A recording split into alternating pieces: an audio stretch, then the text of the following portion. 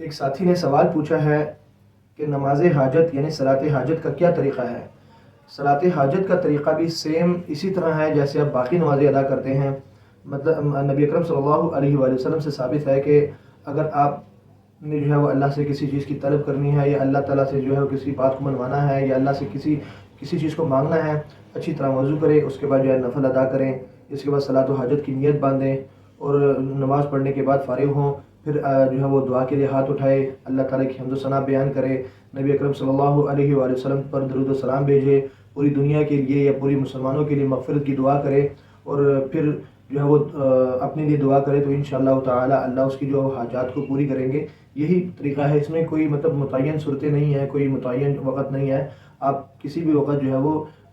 जो हलाल टाइम है उस वक़्त जो है वो आप सलात हाजत पढ़ सकते हैं। इसमें कोई हर्ज नहीं है और कोई इसमें जो है वो सूरतों की ममानियत नहीं है।